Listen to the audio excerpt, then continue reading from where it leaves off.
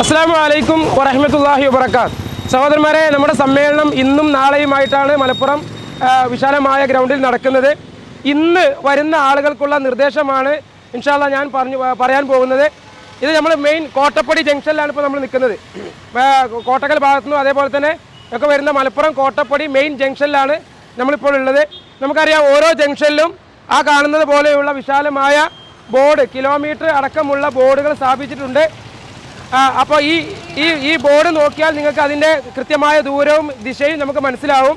ഇവിടുന്ന് പിന്നെ ഇതുവഴിയാണ്, ഇതിൻ്റെ അനുസരിച്ചാണ് നമ്മൾ എന്ത് ചെയ്യാനുള്ളത്, സമ്മേളന നഗരിയിലേക്ക് പോകാനുള്ളത്.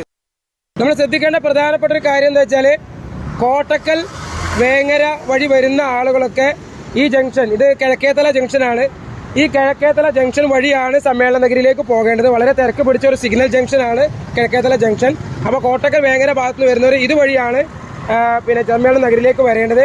സമ്മേളന നഗരിയിലേക്ക് അങ്ങോട്ട് പോകുമ്പോൾ സമ്മേളന നഗരി എത്തുന്നതിന് മുമ്പിൽ തന്നെ നമുക്ക് പഞ്ചിങ് സ്റ്റേഷൻ നിങ്ങൾക്ക് കാണാം.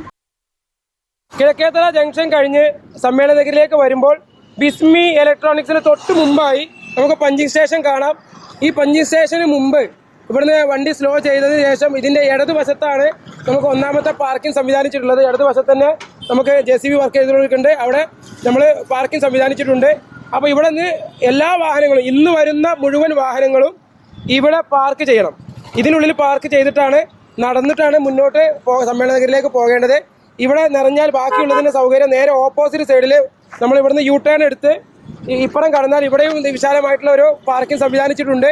അപ്പോൾ ഇവിടെ വാഹനം നിർത്തി ആളെ ഇറക്കിയതിന് ശേഷമാണ് സമ്മേളന നഗരിയിലേക്ക് നമുക്ക് പോകേണ്ടത്. കോഴിക്കോട് ഭാഗത്തു നിന്ന് വരുന്നതും അതേപോലെ തന്നെ പെരിന്തൽമണ്ണ, പാലക്കാട് ഭാഗത്തു നിന്നൊക്കെ വരുന്ന, മുണ്ടോർമ എന്നൊക്കെ വരുന്ന ആ ജംഗ്ഷന്റെ പ്രധാന ചിക്കിംഗ് ജംഗ്ഷൻ ഇതാണ്. അപ്പോൾ ഈ ജംഗ്ഷന് പ്രത്യേകിച്ചാൽ ചെറിയൊരു അശ്രദ്ധ കൊണ്ട് തന്നെ വളരെ വലിയ ബ്ലോക്ക് ഉണ്ടാക്കാൻ സാധ്യതയുള്ള ഒരു ജംഗ്ഷനാണ്. ഇതിന്റെ തൊട്ട സമീപത്താണ് നമ്മുടെ പ്രോഗ്രാം നടക്കുന്നത്.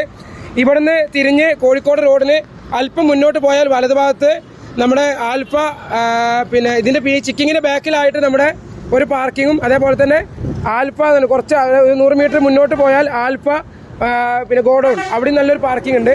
അപ്പോൾ ഇവിടുന്ന് വരുന്ന ഈ മുഴുവൻ വാഹനങ്ങളും അവിടെയാണ് പാർക്ക് ചെയ്യേണ്ടത്. ആ കാര്യം പ്രത്യേകം ശ്രദ്ധിക്കുക. ഈ കോഴിക്കോട് ഭാഗത്തു നിന്ന് വരുന്ന വാഹനങ്ങളും അതേപോലെ തന്നെ ഈ മുണ്ടുപറമ്പ് ജംഗ്ഷൻ വഴി വരുന്ന മുഴുവൻ വാഹനങ്ങളും കോഴിക്കോട് റോഡിന് കയറി ഈ ചിക്കിങ്ങിന് പിൻവശത്തും അതേപോലെ തന്നെ ആൽഫ ഗോഡൌണിനും സമീപത്തുള്ള പാർക്കിങ്ങിലാണ് വാഹനങ്ങൾ പാർക്ക് ചെയ്യേണ്ടത്. അവർക്ക് അതുവഴി തന്നെ പോകാനുള്ള സംവിധാനം ഇൻഷാ അല്ലാഹ് ഉണ്ടാകും. അതിന്റെ നിർദ്ദേശങ്ങളൊക്കെ വളണ്ടിയേഴ്സ് നൽകുന്നതാണ്. എല്ലാവരും ശ്രദ്ധിക്കുക. ഇന്ന് പറഞ്ഞത് ഇന്നത്തേക്ക് മാത്രമായിട്ടുള്ള നിർദ്ദേശമാണ്. ആ കാര്യം ശ്രദ്ധിക്കുക. നാളത്തേക്കുള്ളത് നാളെ എങ്ങനെയാവണം എന്നുള്ളത് കൃത്യമായ ഗൈഡൻസ് നമുക്ക് ഇൻഷാ അല്ലാഹ് ഇതേ തുടർന്ന് വരും. എല്ലാവരും കൃത്യമായി കാര്യങ്ങൾ പാലിക്കുക. അസ്സലാമു അലൈക്കും വറഹ്മത്തുള്ളാഹി.